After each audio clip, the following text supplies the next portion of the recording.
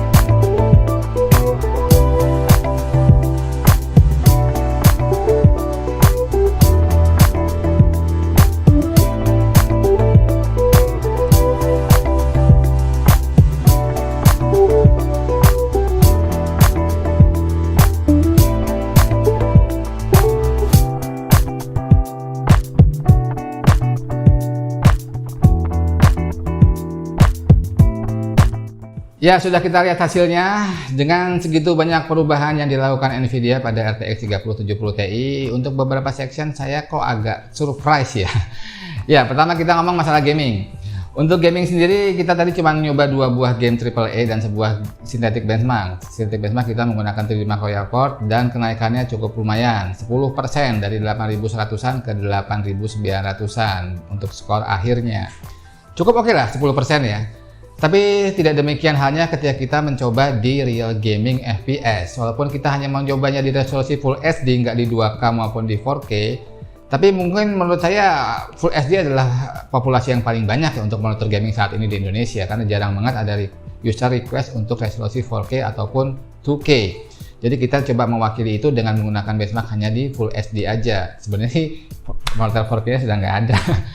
Oke. Jadi di real gaming, yang pertama Assassin's Creed Odyssey yang non tracing, perbedaannya cuma 2 fps aja di skala 80, jadi 84 ke 86. Menurut saya itu di luar ekspektasi saya. Dengan sedemikian banyak perubahan hanya beda 2 fps aja.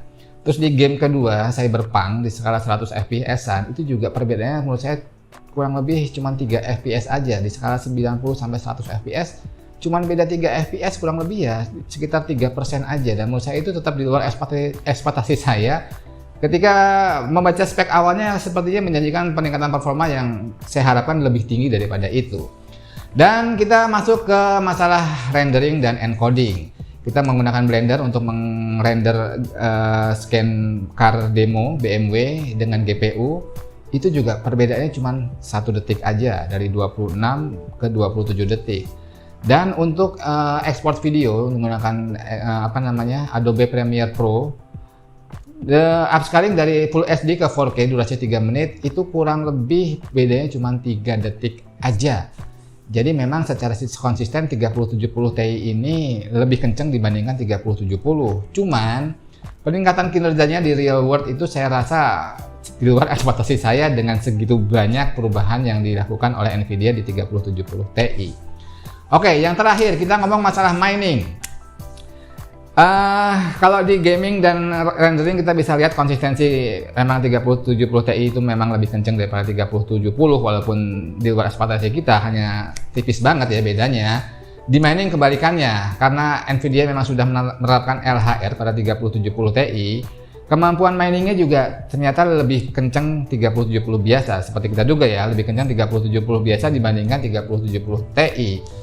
Kita menggunakan Phoenix Miner untuk menambang Dagger Hashimoto algoritmanya, dan kita bisa lihat perbedaannya cukup signifikan. Dengan di tweak maksimal yang 3070 biasa itu bisa 62 mHz, kalau yang 3070 Ti itu maksimal cuma di sekitar 44 mHz saja. Dan ini memang membuktikan bahwa Nvidia sudah menerapkan LHR pada 3070 Ti, limitasi untuk hash rate mining. Dan perkiraan saya ketika itu tidak ada LHR-nya, harusnya yang 3070 Ti itu bisa di angka sekitar 70-an lebih ya mHz-nya ya. Dan kita lihat aja apakah sanggup bertahan. Ini Nvidia mempertahankan LHR-nya dari cracker dan para miner yang mencoba cara untuk bisa melepaskan LHR dari 3070 Ti. Kalau sesuai dengan harapan Nvidia, memang ini tidak bisa di-crack dengan mudah ya, bahkan mereka bilang tidak mungkin bisa di-crack lagi. Jadi memang ini diharapkan oleh Nvidia, peluncuran GPU baru ini bisa sampai ke tangan end user, baik dari content creator maupun dari gamers yang membutuhkan graphic card bertenaga. Oke, demikian tes sangat singkat dari kita tentang perbandingan performa RTX 3070 dan 3070 Ti, baik untuk gaming, rendering dan encoding maupun untuk mining. Semoga informasi yang singkat ini bisa bermanfaat buat teman-teman. Jangan lupa subscribe yang belum subscribe, dan sampai jumpa di episode berikutnya. Salam istimewa dari Jogja.